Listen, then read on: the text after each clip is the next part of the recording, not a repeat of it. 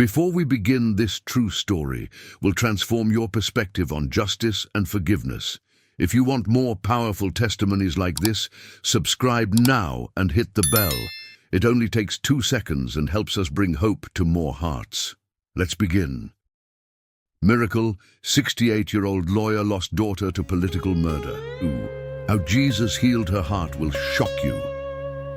In the bustling metropolis of São Paulo, Brazil, where millions of dreams collide with harsh realities every single day, Carmen Isabel Santos had built her reputation as one of the most respected human rights lawyers in the country. At 68 years old, she had spent 4 decades fighting for the voiceless, the oppressed, and those crushed by systemic injustice. Her modest law office in the Vila Madalena neighborhood was filled with awards, certificates, and photographs documenting her battles against corruption, police brutality, and social inequality that plagued Brazilian society. But Carmen's greatest pride wasn't any professional achievement. It was her daughter, Amanda Santos, a brilliant 42-year-old city councilwoman who had inherited her mother's passion for justice and multiplied it tenfold. Amanda represented the working-class district of Cidade Tiradentes, one of São Paulo's most neglected periphery areas, where she had grown up witnessing firsthand the devastating effects of political corruption and social abandonment. Mamãe, you taught me that the law isn't just about books and courtrooms, Amanda would tell her mother during their weekly Sunday dinners at Carmen's small apartment. You taught me that real justice happens when we use our voices to defend those who can't defend themselves. The pride in Carmen's eyes when she watched her daughter speak at city council meetings was immeasurable. Here was living proof that one generation's fight for justice could inspire the next generation to fight even harder. Amanda had earned her law degree following in her mother's footsteps, but instead of opening a private practice, she chose the thankless path of politics, determined to change the system from within. Her campaign slogan, "Justice for the Periphery," had resonated so powerfully with São Paulo's marginalized communities that she won her election by the largest margin in the district's history. She immediately began investigating irregularities in public contracts, missing funds for education and healthcare, and the suspicious wealth of long-established politicians. Carmen had trained her daughter well, perhaps too well. Amanda possessed the same relentless pursuit of truth that had made Carmen legendary in legal circles, combined with a fearlessness that sometimes worried her mother. "Filha, you need to be careful," Carmen would warn whenever Amanda announced another corruption investigation. "These people you're exposing have been in power for decades. They won't hesitate to destroy anyone who threatens their empire." But Amanda's response was always the same confident smile. "Mama, you didn't raise me to be afraid of bullies, no matter how powerful they think they are." Oh, what neither mother nor daughter realized was that Amanda's latest investigation into a massive embezzlement scheme involving city construction contracts had uncovered connections that reached the highest levels of São Paulo politics. The evidence she had compiled could topple several powerful careers and send multiple officials to prison for decades. But in their pursuit of justice, they had underestimated just how far desperate, corrupt politicians would go to protect their criminal enterprises. The danger was closer than either of them imagined, and time was running out faster than they could have possibly known. Amanda Santos had spent 6 months meticulously documenting what would become known as Operation Golden Bridge, a corruption scheme involving the construction of a new bridge in Cidade Tiradentes that had cost taxpayers 200 million reais, but was built with substandard materials that made it dangerous for public use. Her investigation had uncovered a network of kickbacks, inflated contracts, and money laundering that implicated 12 city officials, including some of São Paulo's most powerful political figures. Working 18-hour days from her small council office, Amanda had assembled an ironclad case with bank records, recorded conversations, construction reports, and testimony from whistleblowing engineers who had been threatened into silence for months. She had documented how the construction company, owned by relatives of Councilman Ricardo Mendoza, had received contracts worth 10 times their company's actual capacity, while the money was funneled through offshore accounts in the Cayman Islands. "Mama, this is bigger than I ever imagined," Amanda told Carmen during a late-night phone call, her voice filled with exhaustion but determination. "We're not just talking about a few corrupt officials skimming money. This is a systematic theft of resources meant for healthcare, education, and infrastructure in the poorest areas of São Paulo. Children are going to school in buildings that are falling apart, while these criminals buy luxury apartments in Miami." Carmen felt a chill of premonition that she couldn't shake. Her decades of experience fighting powerful enemies had taught her to recognize when investigations crossed from dangerous to potentially deadly. "Amanda, I think you should bring this evidence to the federal police immediately. Don't wait for the city council hearing." But Amanda was determined to expose the corruption publicly first, believing that transparency would protect her from retaliation. The breaking point came when Amanda scheduled a public hearing for March 15, 2024, where she planned to present her complete findings to the media and the public. She had sent formal notices to all implicated officials, giving them a chance to respond to the allegations. Instead of denying the charges or preparing legal defenses, several of the accused politicians began meeting secretly to discuss the Amanda problem and how to make it disappear permanently. Ricardo Mendoza, the most powerful of the implicated councilmen, had built his political career on intimidation and violence. During a clandestine meeting in his office, he made the chilling declaration that would seal Amanda's fate. "This self-righteous little girl thinks she can destroy decades of work with her crusading nonsense. She needs to learn that there are consequences for people who don't know their place." His associates understood the coded language. Amanda Santos had been marked for elimination. On March 10th, 5 days before the scheduled hearing, Amanda received the first direct threat. A text message sent to her personal phone read, "Cancel the hearing or your mother pays the price. You have 48 hours. Instead of being intimidated, Amanda immediately called Carmen and arranged for her mother to stay with relatives outside São Paulo. "They're trying to scare us, but we can't let fear win," Amanda declared with the courage that would ultimately cost her everything. What Amanda didn't know was that the threat against Carmen was just a diversion.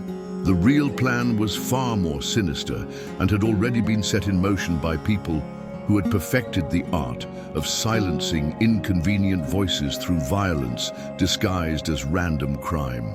March 12, 2024, began like any other Tuesday in Amanda's life. She woke up early in her small apartment near the city council building, reviewed her presentation one final time, and called her mother to confirm their dinner plans for that evening.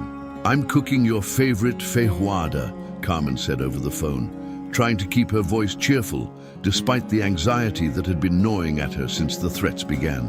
"We'll celebrate after you expose these criminals and make them pay for what they've stolen from our community."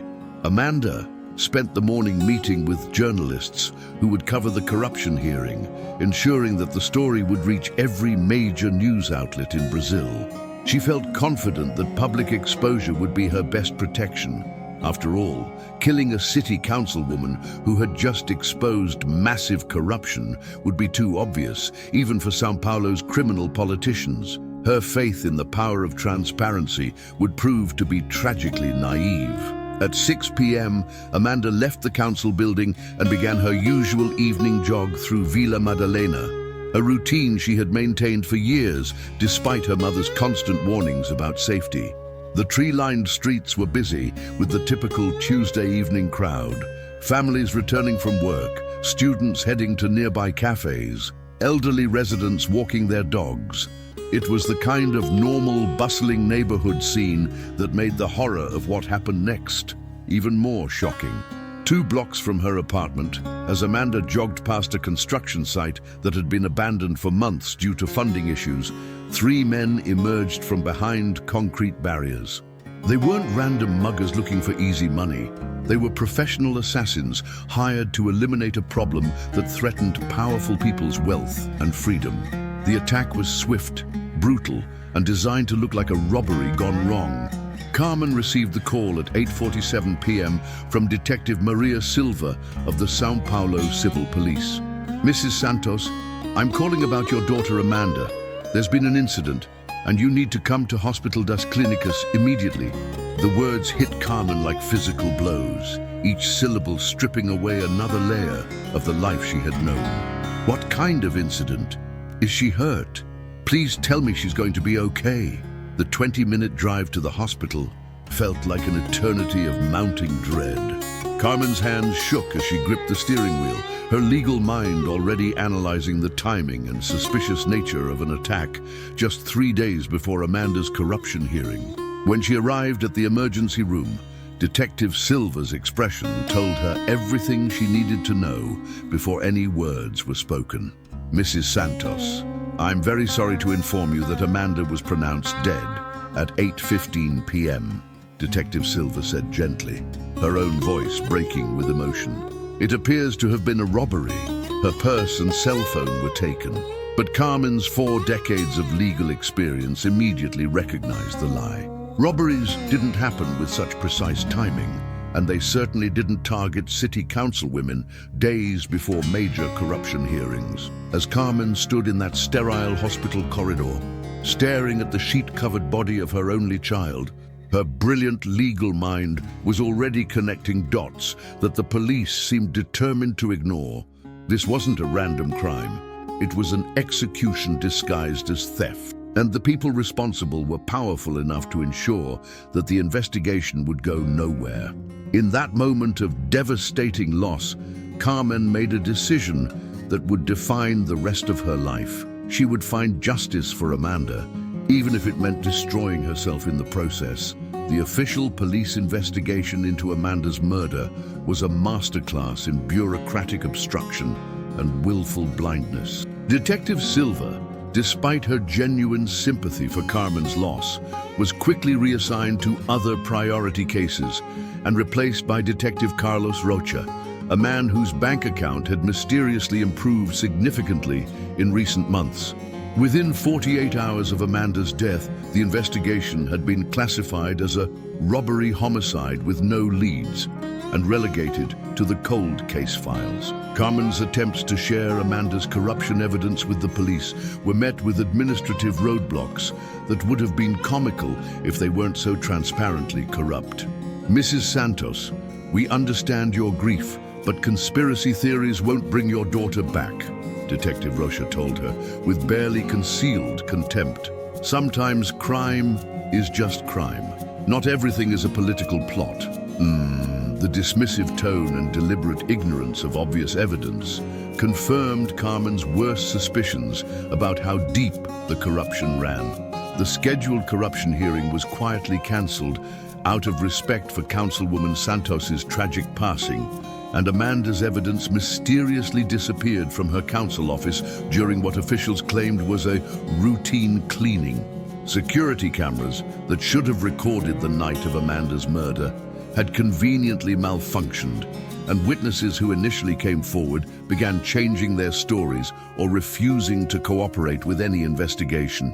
"They killed my daughter, and now they're erasing her work like she never existed," Carmen raged during a meeting with Amanda's former colleagues, most of whom were too frightened to even acknowledge what everyone knew had happened.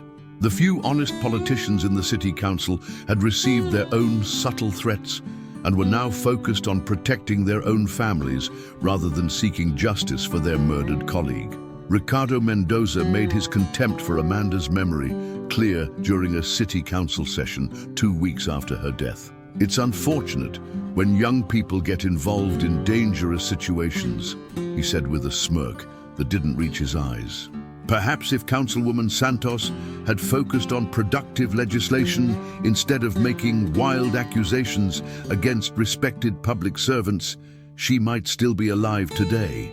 The implication was clear to everyone listening: cross us and face the consequences. Carmen's legal appeals to federal authorities were blocked by jurisdictional technicalities and bureaucratic delays that could stretch for years. Phone calls to journalists who had promised to investigate the story were met with excuses about editorial decisions and insufficient evidence.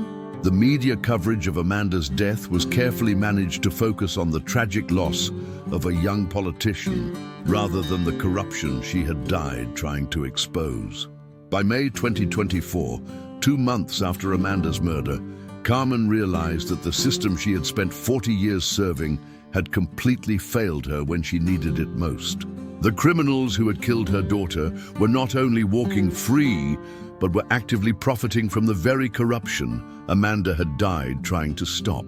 The Golden Bridge project continued with the same substandard materials and inflated contracts, while Amanda's voice had been permanently silenced. God, if you exist, if you care about justice at all, why are you letting these murderers get away with destroying everything good in this world? Carmen screamed into the empty apartment she had once shared with Amanda's weekly visits. The woman who had built her career on the belief that truth and justice would ultimately prevail was discovering that sometimes evil wins, especially when it wears expensive suits and controls the very institutions designed to stop it. 6 months after Amanda's murder, Carmen Isabel Santos had transformed from a respected human rights lawyer into something far more dangerous.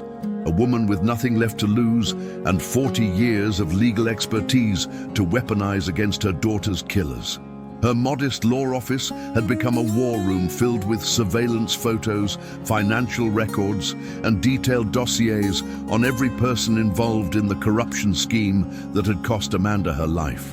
If the system won't deliver justice, then I'll create my own system, Carmen declared to herself as she reviewed the evidence she had painstakingly gathered through private investigators, hacked emails, and financial traces that she had learned to follow during her decades fighting corporate crime. She had identified not just the politicians involved in the Golden Bridge corruption, but the specific individuals who had ordered Amanda's assassination and the professional killers who had carried it out. Carmen's first target was Detective Carlos Rocha, the corrupt cop who had buried Amanda's investigation.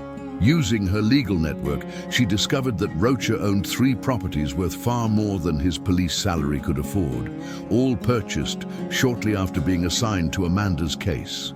She methodically documented his financial crimes and leaked the evidence to federal prosecutors through anonymous channels, ensuring that his corruption would be exposed even if her own plans went wrong. Her investigation had revealed that Ricardo Mendoza was the central figure in a criminal network that extended far beyond the Golden Bridge project. He controlled construction contracts worth over $1 billion reais, owned legitimate businesses that laundered money from drug trafficking, and had ordered the deaths of at least 4 other people who had threatened his empire. "This man is a cancer on our society," Carmen wrote in her private journal, "and cancers must be cut out completely." The turning point came when Carmen discovered the identity of Amanda's actual killer, a professional assassin named Jorge the Shadow Carvalho, who specialized in making murders look like random crimes. Through her investigation, she learned that Jorge was planning to leave Brazil permanently after completing one final contract. Carmen realized that if he disappeared, the last direct link to Amanda's murder would be gone forever. Carmen began stalking Jorge methodically, learning his routines, his habits, his weaknesses.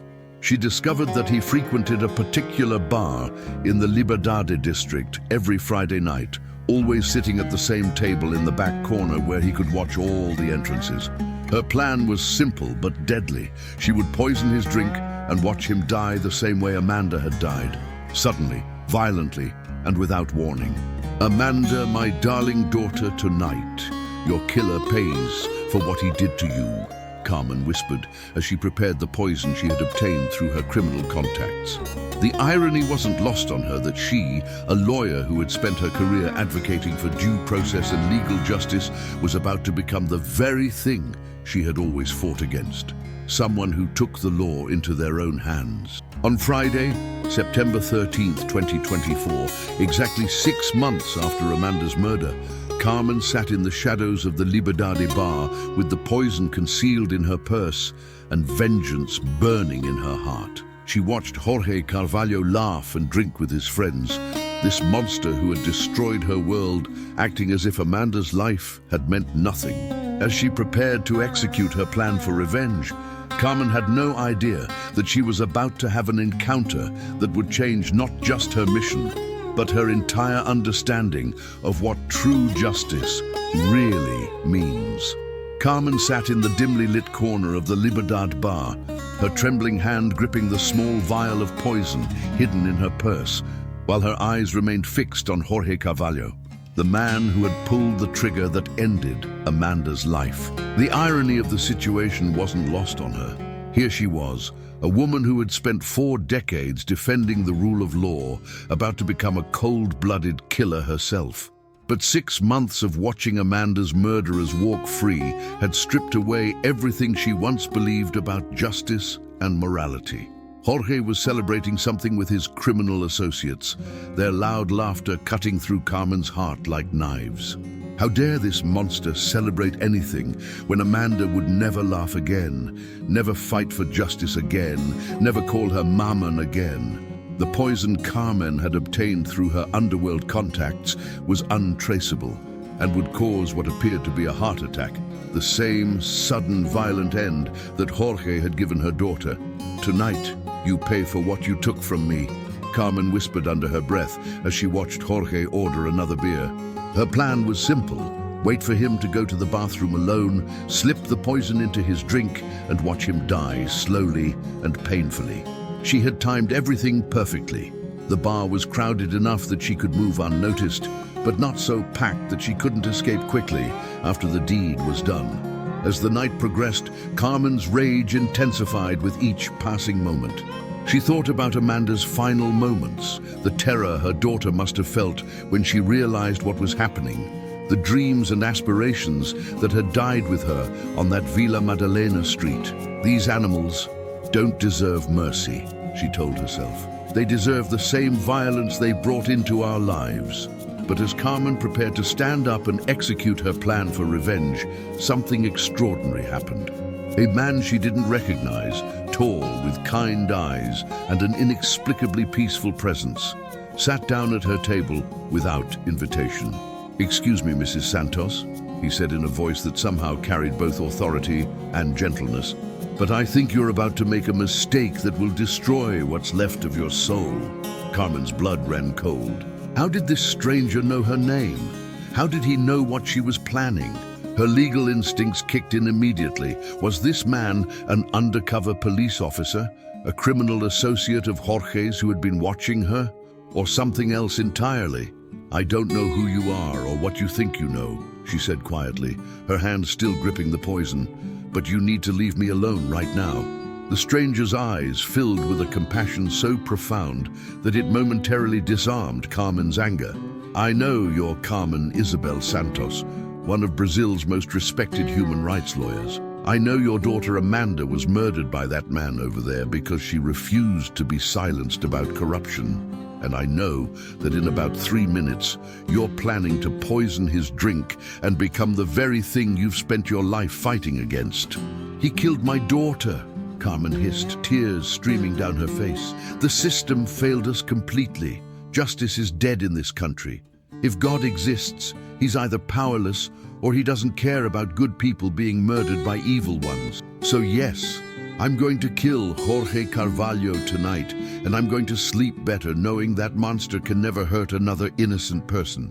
The stranger reached across the table and gently placed his hand over hers, and Carmen felt a warmth and peace that she hadn't experienced since Amanda's death. "I understand your pain more than you know," he said with infinite tenderness.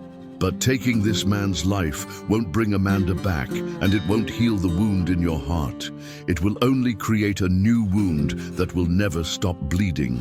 Who are you?" Carmen demanded. her voice trembling as she stared into the stranger's eyes, which seemed to hold depths of understanding that defied explanation. The noise of the crowded bar faded into background silence, as if they were suddenly alone in a private sanctuary. "How do you know about Amanda? How do you know what I'm planning to do?"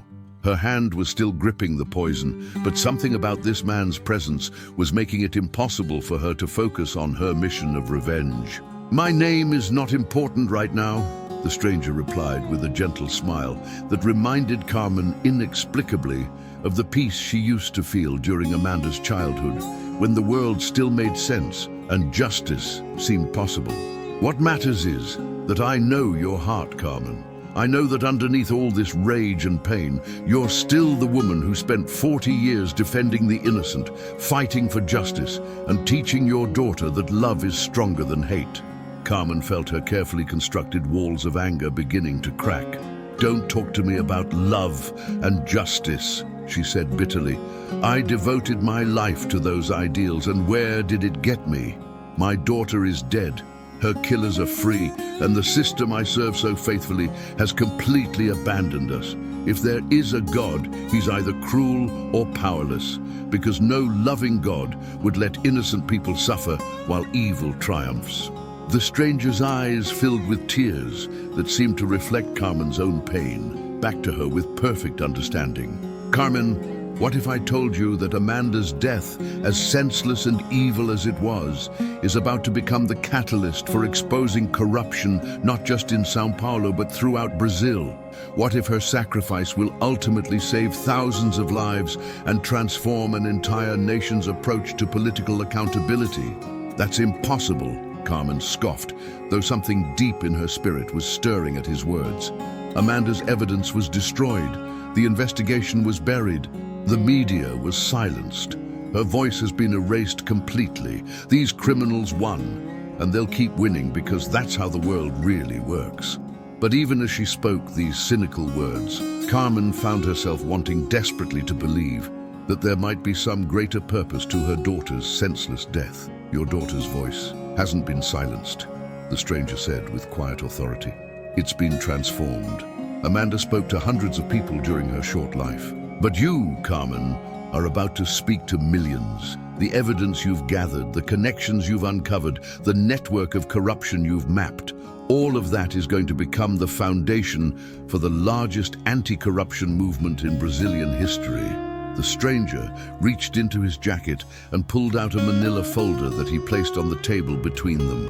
"Open it," he said simply. Carmen's hands shook as she opened the folder and found copies of bank records, recorded conversations, and financial documents that she had never seen before. Evidence that connected the Golden Bridge corruption to similar schemes in 12 other Brazilian cities, implicating over 200 politicians, and resulting in the theft of nearly 10 billion reais from public coffers. "How did you get this?" Carmen whispered, recognizing immediately that this evidence was far more comprehensive than anything Amanda had compiled. "This is enough to bring down the entire corrupt network. This could send dozens of people to prison for decades." Her legal mind was already analyzing the implications of what she was seeing. This wasn't just evidence of local corruption, but proof of a nationwide conspiracy that reached the highest levels of Brazilian government. "The question isn't how I got this evidence," the stranger said with a knowing smile.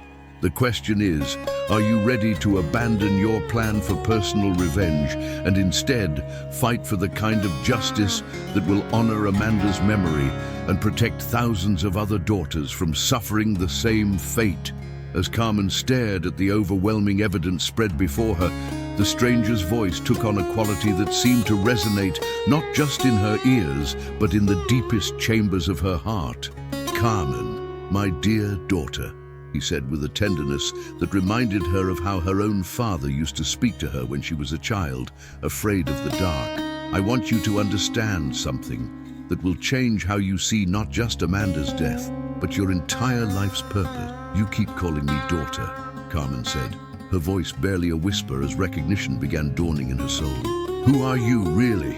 The The question hung in the air between them as the stranger's face seemed to glow with an inner light that had nothing to do with the bar's dim lighting.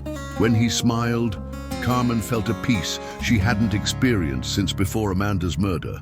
A peace that transcended understanding and seemed to heal wounds she didn't even know existed. "I am the one who was with Amanda when she took her last breath," he said gently, watching as Carmen's eyes widened with a mixture of awe and disbelief. "I am the one who has been with you through every sleepless night, every tear you've cried, every moment when you felt completely alone in your grief. And I am the one who has been preparing you for a mission that will make Amanda's sacrifice meaningful beyond anything you could imagine." Carmen's hands trembled as she reached across the table, and when her fingers touched his, she felt a warmth that seemed to flow through her entire being, healing 6 months of accumulated bitterness and rage. "Jesus," she whispered, her legal mind struggling to process what her heart already knew to be true. "But why? Why didn't you save her? Why did you let those monsters take my daughter away from me?" "Because, my precious Carmen," Jesus replied, his eyes filled with tears that reflected not just her pain, but the cosmic grief of watching his children hurt each other in a fallen world. "Sometimes the greatest acts of love require the greatest sacrifices. Do you remember what you taught Amanda about how legal precedents work? How one case, one brave stand for justice can change the law for generations to come?" Carmen nodded through her tears, remembering countless conversations with her daughter about landmark legal cases that had transformed entire societies. "Amanda's death is becoming that kind of precedent," Jesus continued. "Not a legal precedent, but a moral one. Her courage in exposing corruption, even unto death, is inspiring a movement that will sweep across not just Brazil, but all of Latin America. You see, evil often overplays its hand. By killing Amanda, these corrupt politicians thought they were silencing the truth. Instead, they created a martyr whose voice will echo for generations." "But the evidence was destroyed," Carmen protested, though her heart was beginning to hope again despite her mind's resistance. "The investigation was buried. The media was silenced. How can Amanda's voice reach anyone when the truth has been buried with her?" Jesus smiled with the patience of someone who sees the end of the story from the beginning. "Look again at the evidence I've given you," he said. "Every document, every recording, every financial trace, all of it was recovered by people who loved Amanda and were inspired by her courage. Federal prosecutors who refused to be bought, journalists who remember why they became journalists, hackers who believe information should be free, whistleblowers who finally found the courage to speak. Amanda's death didn't silence the truth. It awakened an army of people who are ready to fight for justice." Jesus leaned forward and spoke with divine authority. Romans 12:19 says, "Vengeance is mine, I will repay." Not because I want to deprive you of satisfaction, but because my justice is so much more complete than human revenge could ever be. You were about to kill one man tonight, but my justice will expose hundreds of criminals and transform a nation's entire approach to corruption. Carmen, my beloved daughter," Jesus continued, his voice carrying the weight of eternal love and infinite purpose, "I want to show you exactly what Amanda's legacy will become and what role you're destined to play in honoring her sacrifice." As he spoke, the crowded bar around them seemed to fade away, replaced by visions that played out with crystal clarity before Carmen's amazed eyes. She saw herself 2 years in the future, standing before the Brazilian Supreme Court as the lead prosecutor in the largest corruption case in the nation's history. The evidence Jesus had given her had grown into a comprehensive investigation that exposed the systematic theft of over 50 billion reais from public funds meant for education, healthcare, and infrastructure in Brazil's poorest communities. This is you, Carmen, using 40 years of legal expertise to achieve the justice that politicians and corrupt police couldn't deliver. In the vision, Carmen watched herself becoming the face of Brazil's anti-corruption movement, working with international organizations to track down stolen money hidden in offshore accounts and returning it to the communities it was stolen from. She saw new schools being built in favelas, hospitals receiving life-saving equipment, and infrastructure projects that actually served the people instead of enriching criminals. Every school built with recovered funds, every life saved with returned healthcare money, all of it will be part of Amanda's living legacy. But Lord, Carmen said through tears of wonder and renewed hope, I'm 68 years old. I was planning to retire from active legal practice. How can someone my age lead such a massive movement for change? Jesus smiled with the same gentle patience he had always shown his children who underestimated their own potential when guided by divine purpose. Moses was 80 when I called him to lead an entire nation out of slavery, Jesus reminded her. Your age isn't a limitation, it's your qualification. You have the credibility, the experience, and most importantly, the moral authority that comes from having lost everything to the same corruption you're going to fight. Young lawyers can be bought or intimidated, but you, Carmen, have nothing left to lose and everything to gain by seeing justice done. Jesus showed her more visions, international recognition as she addressed the United Nations about corruption in developing nations, collaboration with anti-corruption activists across Latin America, and the establishment of the Amanda Santos Foundation that would provide legal aid to families whose loved ones had been killed for fighting corruption. Your daughter's death will save thousands of other daughters, sons, mothers, and fathers from the same fate. Most importantly, Jesus added, his eyes shining with divine pride, you will discover that the greatest victory isn't destroying your enemies, but transforming them. Some of the very people involved in Amanda's murder will come to recognize the evil they've participated in and become allies in the fight for justice. Even Jorge Carvalho, the man you wanted to kill tonight, will eventually surrender himself to authorities and provide testimony that will convict dozens of other criminals. Carmen looked back at Jorge across the bar, and for the first time since Amanda's death, she didn't see just a monster to be destroyed. She saw a broken human being whose life had been corrupted by the same evil system that had killed her daughter. You mean he'll repent? He'll actually feel remorse for what he did to Amanda? The possibility seemed impossible. But then again, everything about this conversation with Jesus was impossible by normal standards. My grace is sufficient to reach even the darkest hearts, Jesus said. And your forgiveness, Carmen, will be the key that unlocks his conscience. When you choose mercy over murder tonight, you'll be choosing to become an instrument of my justice rather than just another victim of human vengeance.